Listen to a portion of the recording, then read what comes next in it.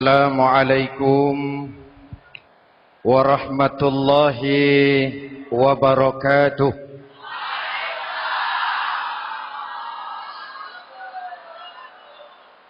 Alhamdulillahi rabbil alamin. Wassalatu wassalamu ala asyrafil mursalin Sayyidina wa maulana Muhammadin wa ala alihi wa sahbihi ajma'in, amma ba'du. Saudara-saudara kaum muslimin yang berbahagia, hadirin, kesempatan malam ini saya ingin cerita akhirat saja. Sudah pernah ke akhirat belum? Mau? Kalau mau saya daftar, besok berangkat. Salah satu rukun iman yang 6, percaya kepada adanya akhirat. Satu saat alam ini akan hancur sehancur-hancurnya. Bumi, gempa, gunung meletus, air laut tumpah ke darat, planet-planet bertabrakan, halilintar menyambar, angin topan bertiup. Semua yang bernama hidup mati, itu kiamat. Lalu kita akan dibangkitkan di padang mahsyar, dibangkitkan dari kubur kita masing-masing. Dan subhanallah, pada saat bangkit dari kubur itu, keadaan muka kita ini menurut satu riwayat berubah menurut amalan kita masing-masing. Jangan heran nanti ada yang dibangkitkan dari kuburnya itu mukanya berubah jadi muka tikus. Hebat sekali, badannya badan manusia, tangannya tangan manusia, mukanya muka tikus. Sebab apa? Sebab waktu di dunia amalannya amalan tikus. Apa amalan tikus itu? Suka menggeragoti barang yang disimpan rapi-rapi.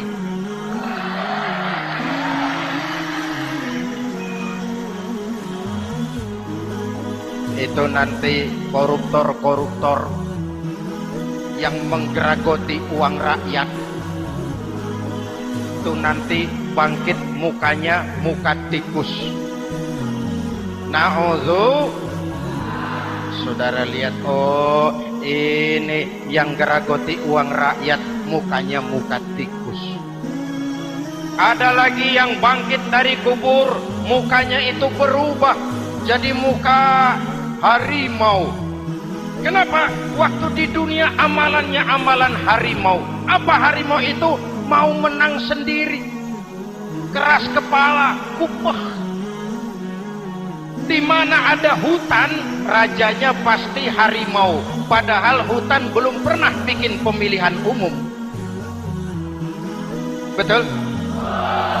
Tapi harimau tidak peduli ada pemilihan umum atau tidak, saya raja hutan. Setelah naik jadi raja di hutan, harimau bukan melindungi rakyatnya, malah makanin rakyatnya.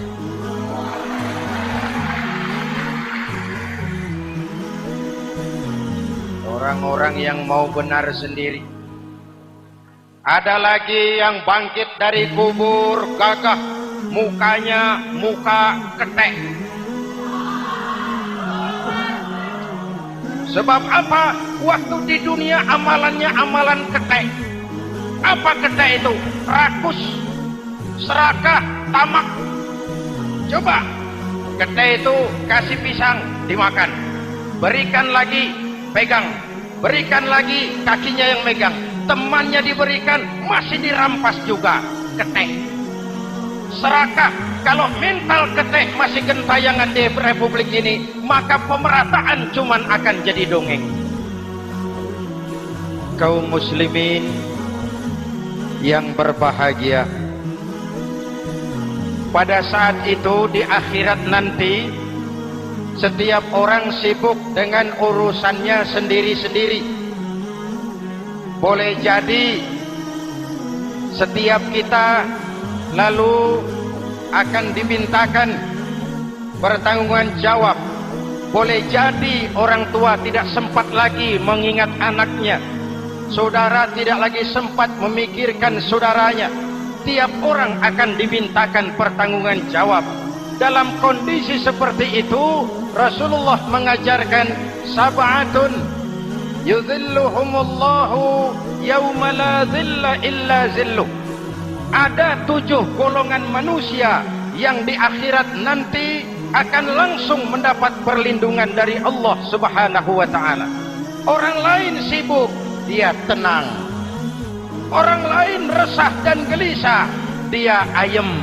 Kenapa? Mendapat perlindungan dari Allah. Sebab ketika di dunia ia memberikan perlindungan kepada orang banyak. Siapa mereka? Mudah-mudahan kita termasuk salah satu di dalamnya.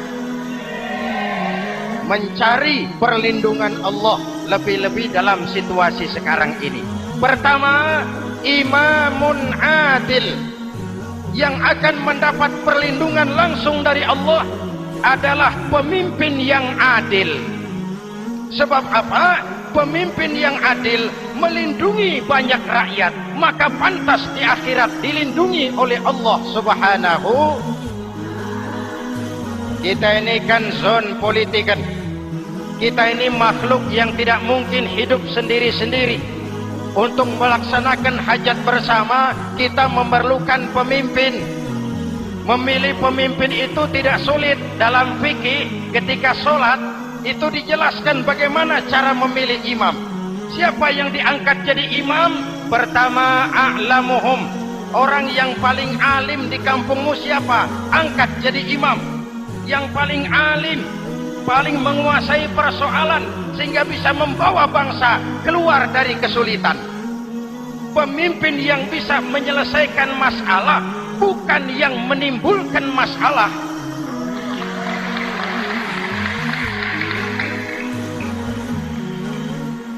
Apalagi kalau pemimpinnya jadi masalah, bagian dari masalah. Ini namanya pengurus jadi urusan. A'lamuhum. Pak, di kampung saya ada 2 orang, alimnya sama. Yang mana yang jadi imam? Afsahuhum, yang lebih fasih lidahnya, yang paling pandai menyuarakan aspirasi rakyatnya, punya sense of crisis. Yang satu alim tapi pelo, yang satu alim tidak pelo, yang tidak pelo jadi imam. Kenapa? Tidak sah orang fasih bermakmum kepada imam pelo. Pak, ini imam pelo, makmum pelo semua, sah. Namanya kampung pelo. Aduh Pak, ini 2 orang alimnya sama, fasihnya sama, yang mana yang jadi imam? Aktsaruhum sinnan, yang lebih tua umurnya, senioritas baru dihitung. Lahirnya bareng Pak. Yang mana yang jadi imam? Awaluhum hijratan, yang lebih dulu tinggal di situ, yang punya semangat nasionalisme yang tinggi, yang cinta kepada bangsa dan rakyatnya. Sudah ada imam, sudah, ayo azan. Apa azan itu? Proklamasi. Sholat mau dimulai. Sudah azan? Sudah. Qobliyah 2 rakaat, qobliyah.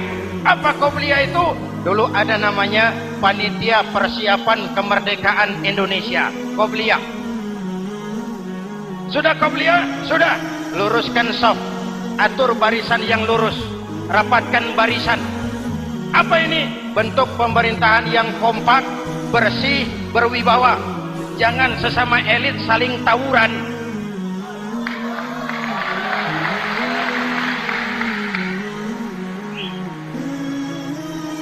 Luruskan shaf.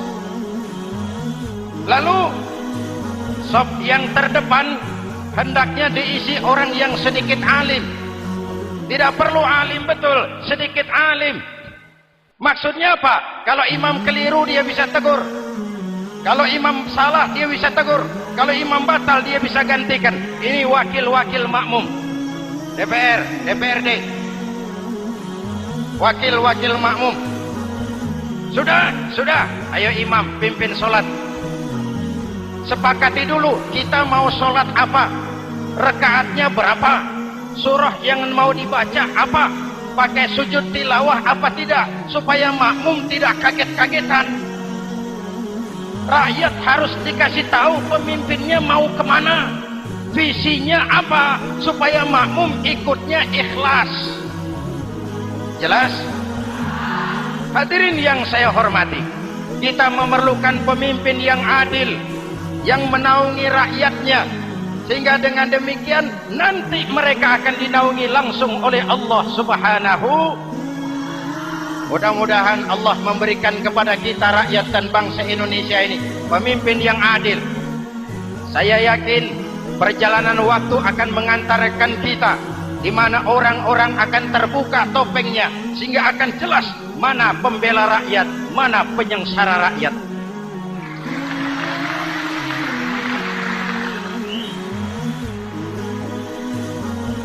Lalu sebenarnya tiap kita ini kan pemimpin. Pak Lurah pemimpin di kelurahannya, Pak Camat pemimpin di kecamatannya, kepala suami pemimpin di rumah tangganya, anak muda pemimpin bagi dirinya, dan setiap kita akan dimintakan pertanggungan jawab tentang apa yang kita pimpin. Marilah setiap kita berusaha menjadi pemimpin yang adil. Satu. Yang kedua, syab nasya'a fi ibadatillah, anak muda yang tekun beribadah kepada Allah. Amin. Remaja adalah masa depan kita semua. Akan bagaimana Republik Indonesia, bahkan akan bagaimana Islam di Republik Indonesia 20, 30, 40 tahun yang akan datang, anak-anak kita jawabannya. Jelas? Maka menghancurkan Islam tidak usah menyegel masjid, tidak usah menutup pesantren, tidak perlu melarang pengajian, cukup dengan meracuni remaja dan pemuda Islam, menjauhkan mereka dari agama dan ulama. Kalau mereka sudah jauh dari agama dan ulama, tinggal menunggu pergantian generasi.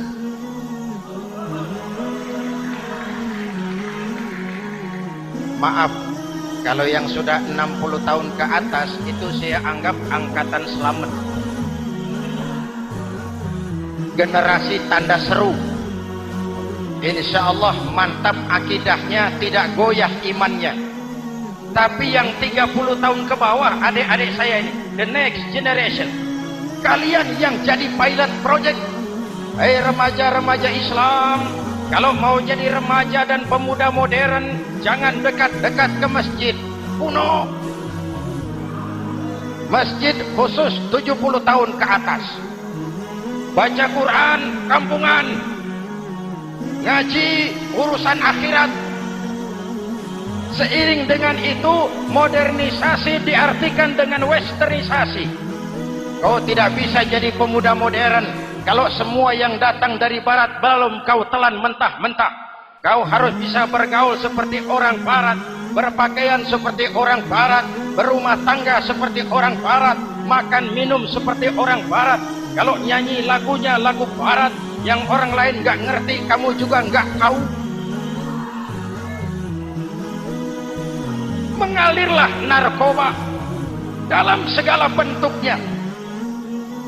Maka muncullah generasi-generasi santai, generasi-generasi salon yang mencoba mencari pelarian hanya dengan kesenangan sesaat, tapi menghancurkan masa depan yang pasti.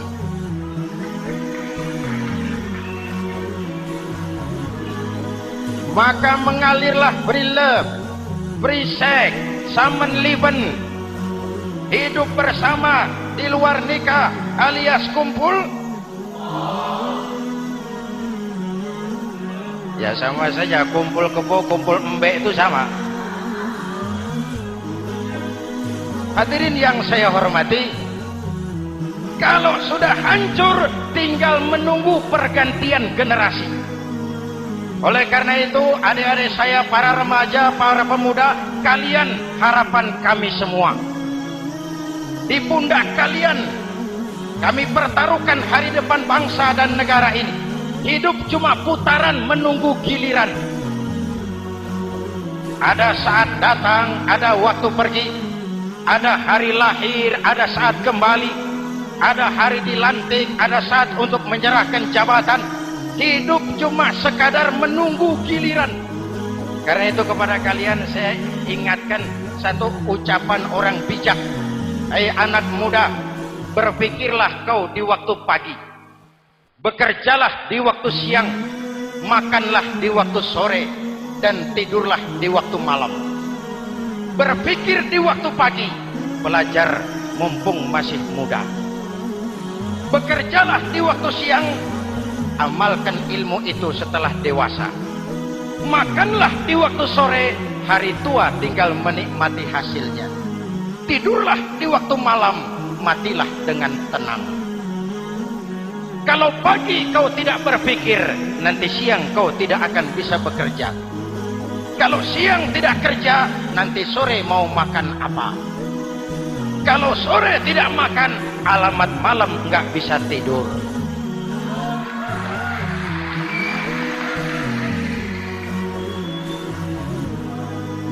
Kalau waktu remaja, waktu muda maunya santai-santai saja, dewasanya bingung. Kalau dewasanya bingung, hari tua terlunta-lunta.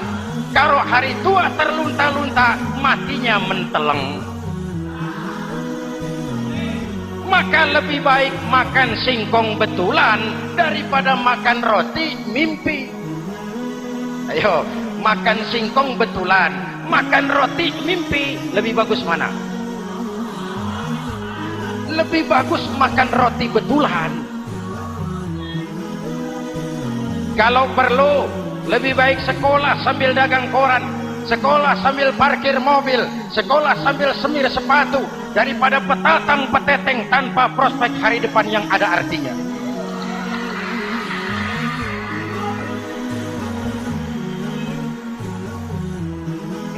Inilah golongan kedua yang nanti akan langsung mendapat perlindungan dari Allah. Anak muda yang tekun ibadah.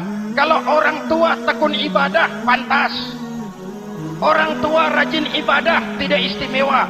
Masya Allah Pak, itu orang tahajudnya hebat, wirid yasinnya mantap, puasanya luar biasa, zikirnya mantap.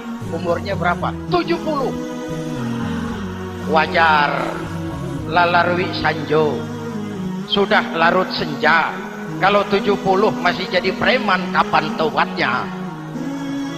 Tapi kalau ada anak muda, darahnya masih mengalir dengan panas, keinginannya masih sejuta khayal, dia bisa salurkan di jalan Allah, itu amat disukai Allah, dan itu akan mendapat perlindungan langsung dari Allah Subhanahu. Hadirin kaum muslimin di seluruh tanah air yang saya cintai. Sekarang kita sampai kepada golongan ketiga yang nanti dinaungi Allah. Itu siapa? Rajulun qalbuhu mu'allaqun bil masajid. Seseorang yang hatinya selalu terpaut kepada masjid. Masjid memang tempat melaksanakan sholat, tapi lebih dari itu dia adalah pusat kegiatan umat. Umat Islam dengan masjid seperti ikan dengan air, tidak boleh berpisah. Sehingga ada hadis qudsi mengajarkan, inna buyuti fil ardil masajid wa inna zuwari fiha ummaruha. Rumahku di permukaan bumi adalah masjid. Orang-orang yang memakmurkan masjid adalah tamuku. Dari masjidlah terpancar semangat silaturahmi. Dan itu yang sangat kita perlukan sekarang. Di tengah-tengah kerentanan kita sebagai bangsa, masjid harus jadi lem perekat. Di sini siapapun yang datang mengucapkan assalamualaikum. Betul? Menebarkan salam, menebarkan rasa damai, bersalaman. Kata Nabi, ma min muslimaini yaltaqiyani fayatasafahani illa ghafarallahu dzunubahuma. Apabila dua orang Islam bertemu lalu bersalam-salaman, Allah akan menghapuskan dosa yang terjadi di antara kedua orang itu. Bangsa kita sedang rentan perpecahan. Benih-benih disintegrasi bertebaran di mana-mana. Maka mari kita kembali ke masjid untuk menyusun semangat kebersamaan, meluruskan saf, merapatkan barisan, dan menerjemahkannya di luar masjid. Ini ada kaitannya dengan faktor yang keempat yang langsung dilindungi Allah. Siapa mereka? Rajulani tahabba fillahi ijtama'a alaihi wa tafarraqa alaihi. Dua orang yang bersaudara, bertemu karena Allah, berpisah karena Allah. Itu akan dilindungi langsung oleh Allah di hari akhirat nanti. Dua orang bersaudara, bertemu karena Allah, berpisah pun juga karena Allah.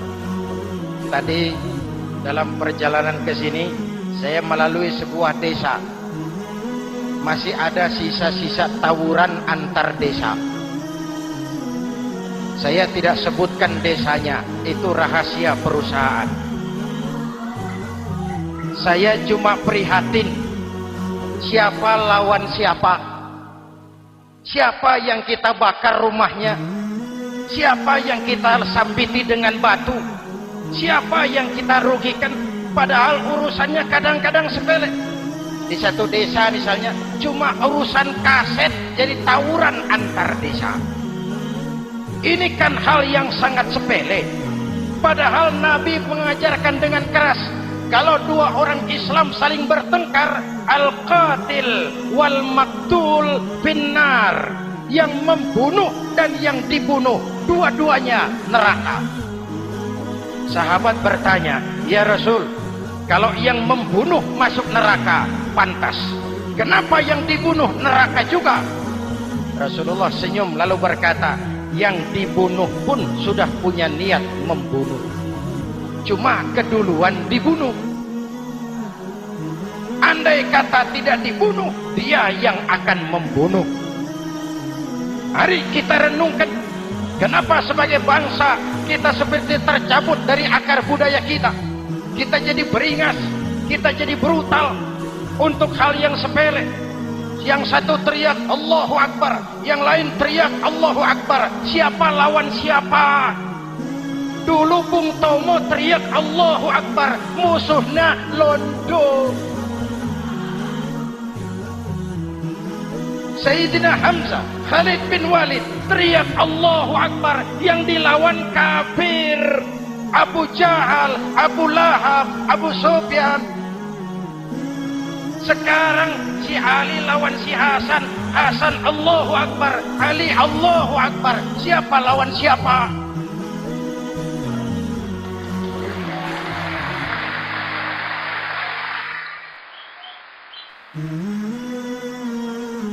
Kenapa kita jadi begitu mudah menggunakan nama Tuhan untuk melampiaskan ambisi pribadi? Kenapa Allahu Akbar yang begitu sakral kita lepas cuma untuk pelampiasan sebuah dendam? Dua orang yang bersaudara, bertemu karena Allah, berpisah karena Allah. Itu ukurannya. Kau di jalan Allah, kau saudaraku. Keluar dari jalan Allah, selesai persaudaraan sampai di sini.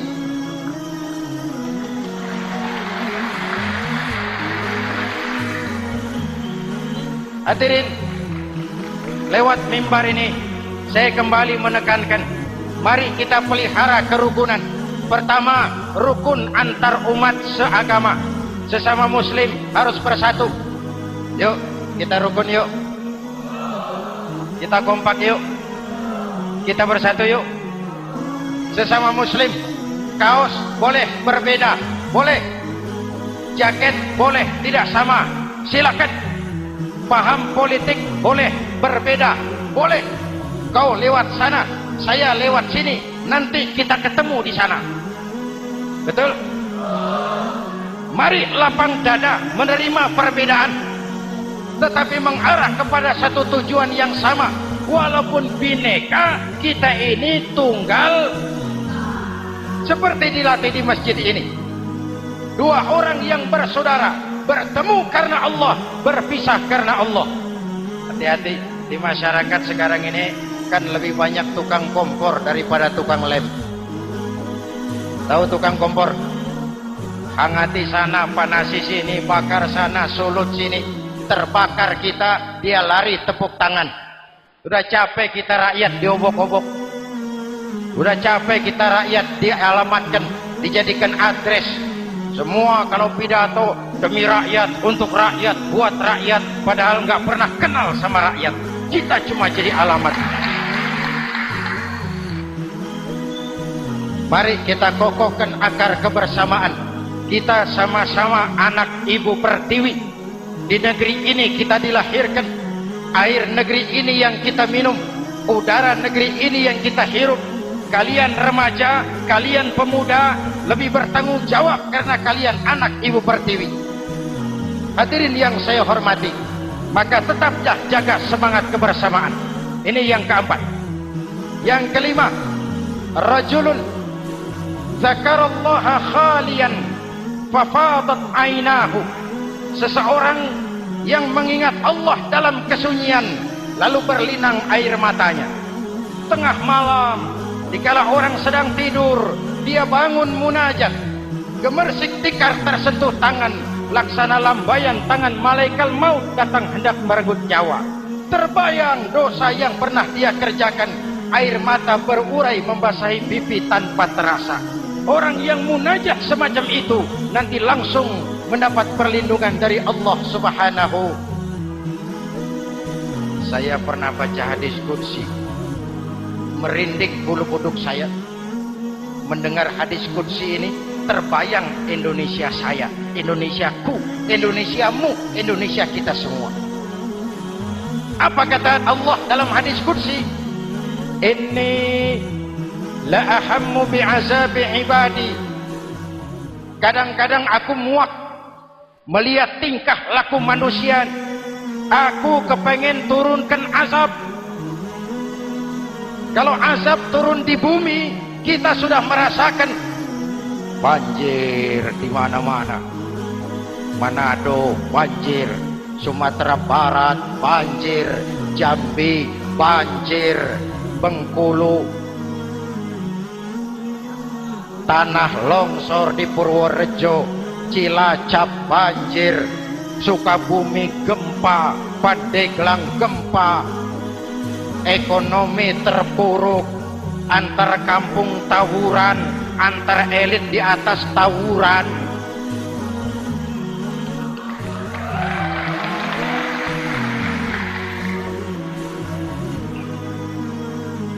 Hutang numpuk. 40% APBN kita ini sekarang cuma untuk bayar hutang. Itu pun dengan asumsi dolar 7.000, 9.000, artinya sekitar 50% APBN kita untuk bayar hutang. Untungnya sekarang ini yang agak menolong, harga minyak membaik di pasaran internasional. Hadirin yang saya hormati, ini lagi ngomong apa saya sih? Aku pengen turunkan azab, tetapi kata Allah, ketika aku melihat orang-orang tua yang sujud di keheningan malam, bayi-bayi tanpa dosa masih menyujud. Hadis qudsi mengajarkan, inna buyuti fil ardil masajid wa inna zuwari fiha ummaruha. Rumahku di permukaan bumi adalah masjid.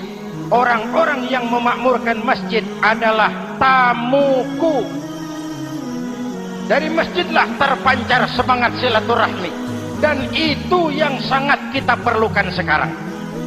Di tengah-tengah kerentanan kita sebagai bangsa, masjid harus jadi lem perekat. Di sini siapapun yang datang mengucapkan assalamualaikum. Betul? Menebarkan salam, menebarkan rasa damai, bersalaman. Kata Nabi, ma min muslimaini yaltaqiyani wa yatasafahani illa ghafarallahu dzunubahuma. Apabila dua orang Islam bertemu lalu bersalam-salaman, Allah akan menghapuskan dosa yang terjadi di antara kedua orang itu. Bangsa kita sedang rentan perpecahan. Benih-benih disintegrasi bertebaran di mana-mana. Maka mari kita kembali ke masjid untuk menyusun semangat kebersamaan, meluruskan saf, merapatkan barisan, dan menerjemahkannya di luar masjid. Ini ada kaitannya dengan faktor yang keempat yang langsung dilindungi Allah. Siapa mereka? Rajulani tahabba billahi ijtama'a alaihi wa tafarraqa alaihi. Dua orang yang bersaudara, bertemu karena Allah, berpisah karena Allah. Itu akan dilindungi langsung oleh Allah di hari akhirat nanti. Dua orang bersaudara, bertemu karena Allah, berpisah pun juga karena Allah. Tadi dalam perjalanan ke sini saya melalui sebuah desa. Masih ada sisa-sisa tawuran antar desa. Saya tidak sebutkan desanya, itu rahasia perusahaan. Saya cuma prihatin siapa lawan siapa. Siapa yang kita bakar rumahnya, siapa yang kita sambiti dengan batu, siapa yang kita rugikan. Padahal urusannya kadang-kadang sepele. Di satu desa misalnya cuma urusan kaset jadi tawuran antar desa. Ini kan hal yang sangat sepele. Padahal Nabi mengajarkan dengan keras, kalau dua orang Islam saling bertengkar, al-qatil wal maktul finnar, yang membunuh dan yang dibunuh dua-duanya neraka. Sahabat bertanya, ya Rasul, kalau yang membunuh masuk neraka pantas, kenapa yang dibunuh neraka juga? Rasulullah senyum lalu berkata, yang dibunuh pun sudah punya niat membunuh, cuma keduluan dibunuh. Andai kata tidak dibunuh, dia yang akan membunuh. Mari kita renungkan, kenapa sebagai bangsa kita seperti tercabut dari akar budaya kita. Kita jadi beringas, kita jadi brutal untuk hal yang sepele. Yang satu teriak Allahu Akbar, yang lain teriak Allahu Akbar. Siapa lawan siapa? Dulu Bung Tomo teriak Allahu Akbar, musuhnya londo. Sayyidina Hamzah, Khalid bin Walid teriak Allahu Akbar, yang dilawan kafir. Abu Jahal, Abu Lahab, Abu Sufyan. Sekarang si Ali lawan si Hasan, Hasan Allahu Akbar, Ali Allahu Akbar. Siapa lawan siapa?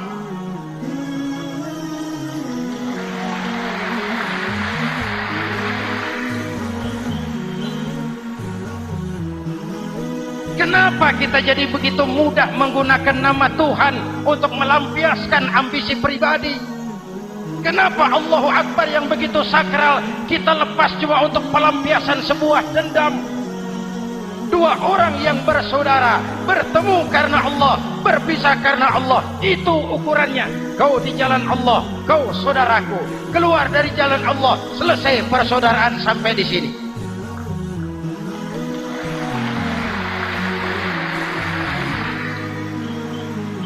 Hadirin, lewat mimbar ini saya kembali menekankan, mari kita pelihara kerukunan.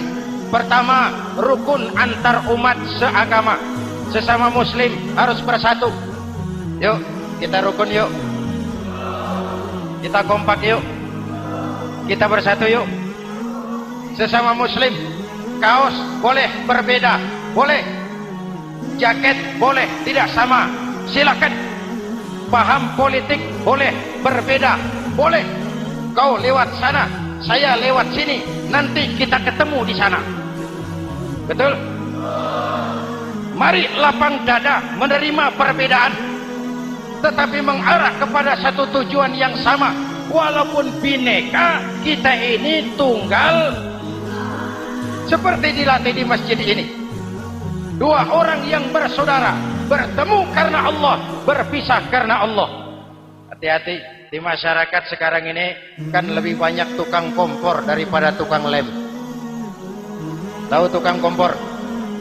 Hangati sana, panasi sini, bakar sana, sulut sini. Terbakar kita, dia lari tepuk tangan.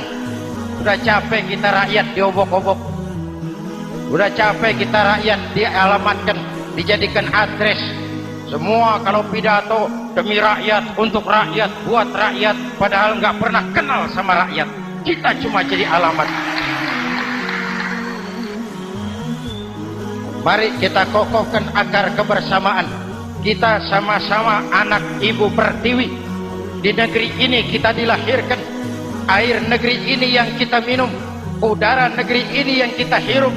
Kalian remaja, kalian pemuda lebih bertanggung jawab karena kalian anak Ibu Pertiwi. Hadirin yang saya hormati, maka tetaplah jaga semangat kebersamaan. Ini yang keempat. Yang kelima, rajulun zakarallaha khalian fafadat ainahu. Seseorang yang mengingat Allah dalam kesunyian lalu berlinang air matanya. Tengah malam, dikala orang sedang tidur, dia bangun munajat.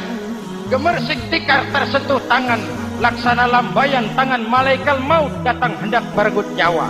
Terbayang dosa yang pernah dia kerjakan, air mata berurai membasahi pipi tanpa terasa. Orang yang munajat semacam itu nanti langsung mendapat perlindungan dari Allah Subhanahu. Saya pernah baca hadis qudsi, merinding bulu kuduk saya mendengar hadis qudsi ini. Terbayang Indonesia saya, Indonesiaku, Indonesiamu, Indonesia kita semua. Apa kata Allah dalam hadis qudsi? Inni la ahammu bi'azabi ibadi. Kadang-kadang aku muak melihat tingkah laku manusia. Aku kepengen turunkan azab. Kalau azab turun di bumi, kita sudah merasakan banjir di mana-mana. Manado banjir, Sumatera Barat banjir, Jambi banjir, Bengkulu, tanah longsor di Purworejo, Cilacap banjir, Sukabumi gempa, Pandeglang gempa, ekonomi terpuruk, antar kampung tawuran, antar elit di atas tawuran.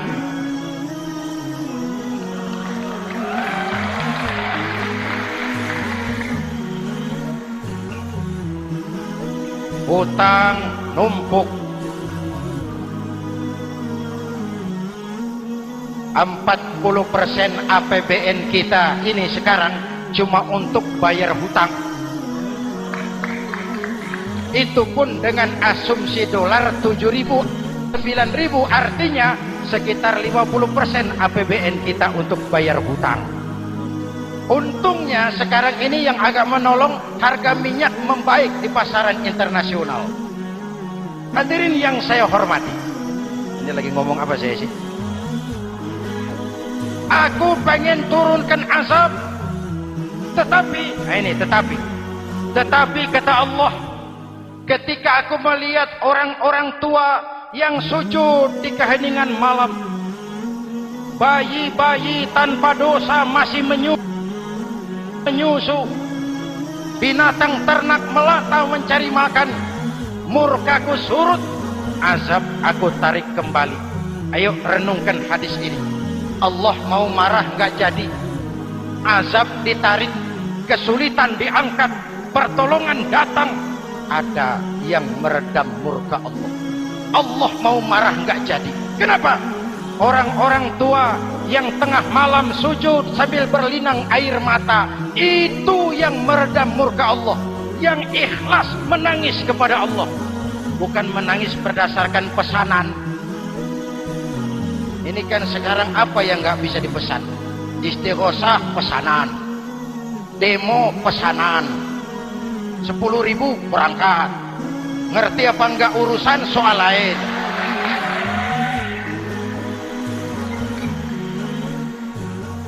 Jadi bukan demonstran, pekerja demo. Orang tua yang ikhlas nangis kepada Allah di keheningan malam. Kita hutang jasa kepada orang-orang tua yang ikhlas seperti itu. Itu yang menjaga keselamatan bangsa. Allah mau murka nggak jadi. sepanjang masih banyak orang-orang tua yang sujud di tengah malam. Amin. Yang kedua, bayi tanpa dosa masih menyusu. Tanpa dosa. Binatang melata mencari makan. Sekarang bagaimana kesulitan, gak mau panjang. Mengamalkan hadisnya terbalik. Yang disuruh itu orang tua tengah malam sujud. Bayi tanpa dosa nyusu. Sekarang ini orang tua tengah malam nyusu. Bayi tanpa dosa dibuang ke tempat sampah. Akibat pergaulan bebas, bayi tanpa dosa dibuang ke tempat sampah. Orang tua tengah malam.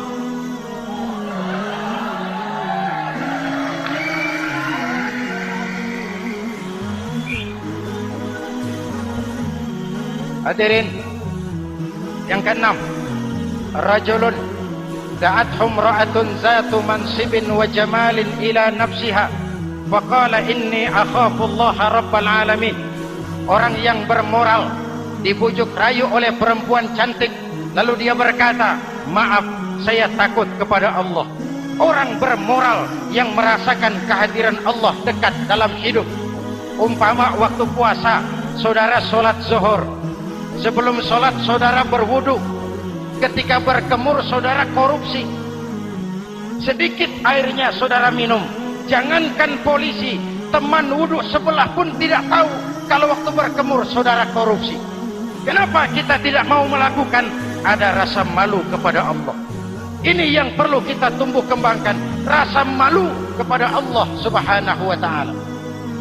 Yang ketujuh, rajulun tasaddaqa bi shadaqatin fa akhfaha. Orang yang bersedekah lalu disembunyikan sehingga tangan kiri tidak tahu apa yang diberikan oleh tangan kanan. Orang yang punya kepedulian tinggi tetapi ikhlas menolong yatim, membantu sesama dalam rangka menegakkan masyarakat yang adil dan makmur.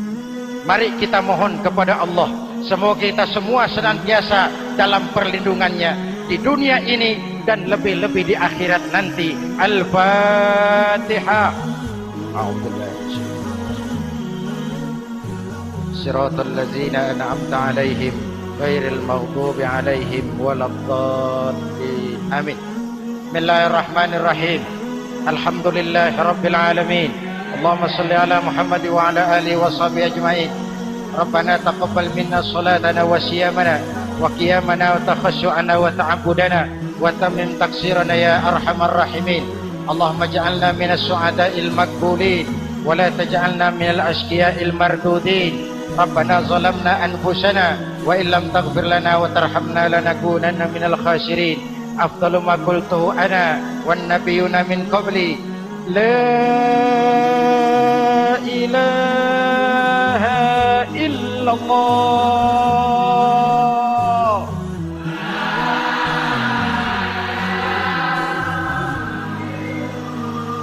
La ilaha illallah.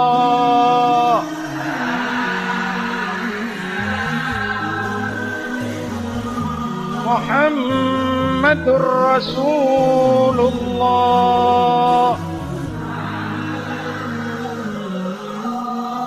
Kalimatu haqqin 'alaiha nahya wa 'alaiha namut wa 'alaiha numashu insyaallah minal aminin. Wa akhiru da'wana alhamdulillahi rabbil alamin. Assalamualaikum warahmatullahi wabarakatuh. Ya Sayyid